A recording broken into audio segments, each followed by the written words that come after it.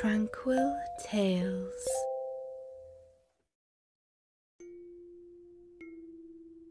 The Sleeping Beauty. Once upon a time, there lived a king and queen who had no children. They longed very much for a child, and when at last they had a little daughter, they were both delighted, and great rejoicings took place. When the time came for the little princess to be christened, the king made a grand feast and invited all but one of the fairies in his kingdom to be godmothers.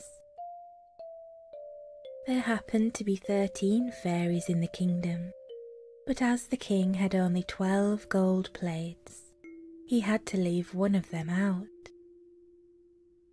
The 12 fairies that were invited came to the christening and presented the little princess with the best gifts in their possession. One gave her beauty, and another gave her wisdom, another grace, and another goodness, until all but one had presented their offerings. Just as the last fairy was about to step forward and offer her gift, there came a tremendous knocking at the door, and before anyone could get there to open it, it was burst open, and in came the 13th fairy. In a furious rage at not having been invited to the feast. When she saw all the gifts which the other fairies had presented the child, she laughed and exclaimed, "A lot of good all this beauty and virtue and wealth will do to you, my pretty princess. You shall pay for the slight your royal father has put upon me." Then, turning to the terrified king and queen, she said in a loud voice, "When the princess is 15 years old, she shall prick her finger with a spindle and die." Having said this, she flew away as noisily as she came. The king and queen were in despair, and the courtiers stood aghast at the terrible disaster, while the little princess began to cry piteously, as if she knew the fate in store for her. Then the 12th fairy stepped forward. "Do not be afraid," she said. "I have not yet given my gift. I cannot undo the wicked spell, but I can soften the evil." The princess, on her 15th birthday, shall prick her finger with a spindle, but she shall not die. Instead, she shall fall asleep for 100 years. "Alas," cried the queen, "what comfort will that be to us? Long before the 100 years are past, we shall be dead, and our darling child will be as lost to us as if she were indeed to die." "I can make that right," said the fairy. "When the princess falls asleep, you shall sleep too, and awaken with her when the 100 years are past." But the king still hoped to save his daughter from such a terrible misfortune. So he ordered all the spinning wheels in his kingdom to be destroyed or burnt, and made a law that no one was to use one on pain of instant death. But all his care was useless. On her 15th birthday, the princess slipped away from her attendants and wandered all through the palace. At last, she came to a tower which she had never seen before, and, wondering what it contained, she climbed the stairs. From a room at the top came a curious humming noise, and the princess, wondering what it could be, pushed open the door and stepped inside. There sat an old woman, bent with age, working at a strangely shaped wheel. The princess was full of curiosity. "What is that funny-looking thing?" she asked. "It is a spinning wheel, princess," answered the old woman, who was no other than the wicked fairy in disguise. "A spinning wheel? What is that? I have never heard of such a thing," said the princess. She stood watching for a few minutes. Then she added, "It looks quite easy. May I try to do it?" "Certainly, gracious lady," said the wicked fairy, and the princess sat down and tried to turn the wheel. But no sooner did she lay her hand upon it than the spindle, which was enchanted, pricked her finger, and the princess fell back against a silk-covered couch, fast asleep. In a moment, a deep silence fell upon all who were in the castle. The king fell asleep in the midst of his counsellors, the queen with her ladies-in-waiting, the horses in the stable, the pigeons on the roof, the flies upon the walls.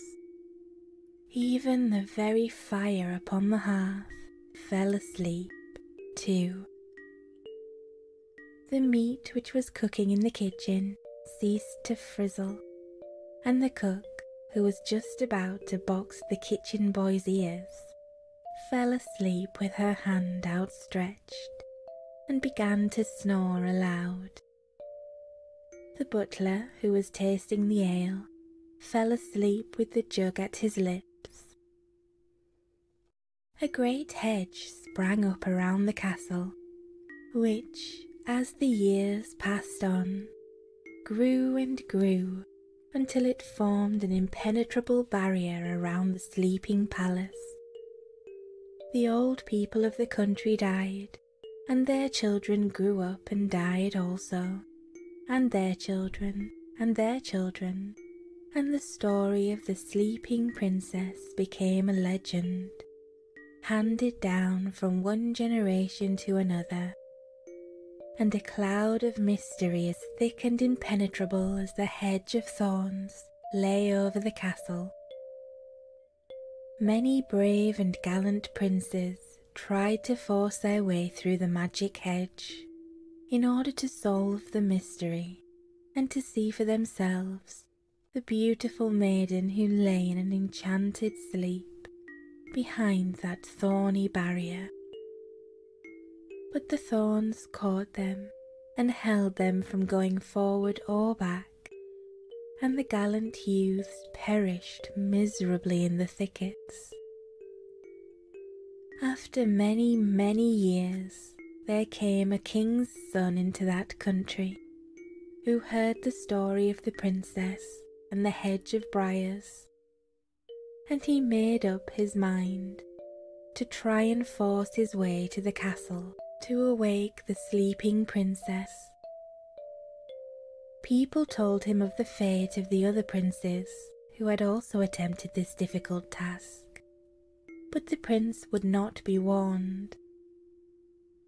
"I have made up my mind to see this maiden of whose beauty I have heard so many wonderful tales," he cried.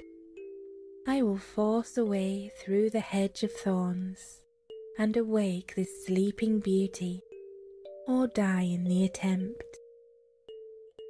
Now it happened that this day was the last day of the 100 years, and when the prince came to the thicket that surrounded the castle and began to push his way through, he found that the briars yielded readily to his touch. The thorns had all blossomed into roses, that scented the air with fragrance as he went by.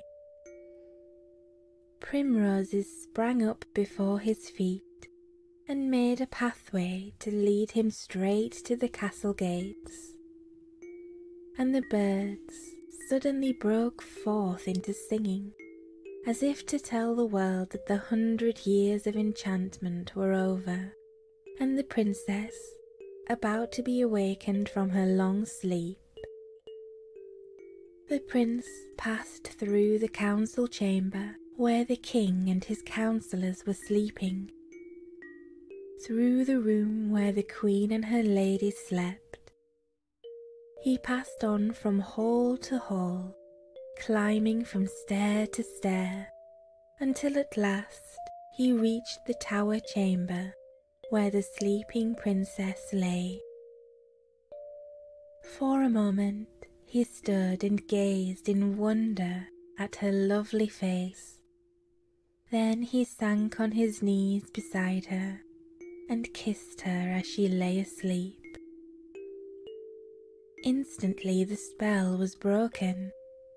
The king and queen awoke, and all the courtiers with them. The horses neighed in the stables and shook their glossy manes. The pigeons cooed upon the roof. The flies on the wall moved again. The fire burnt up brightly, and the meat in the kitchen began to frizzle once more as the spit turned round. The cook gave the kitchen boy the tremendous box on the ear that she had started to give him 100 years ago. And everything and everybody went on just as usual, as if nothing at all out of the common had occurred. And up in the tower chamber, the princess opened her eyes to meet the gaze of the prince, who had dared to risk his life for her sake. What they said to each other, nobody quite knows, for nobody was there to hear or see. But whatever it was, it must have been something very satisfactory, for very soon after they were married, and they lived happily ever after. The end. Thank you so much for watching. If you enjoyed this video, don't forget to like, comment, and subscribe. Good night, sleepyheads. Sweet dreams.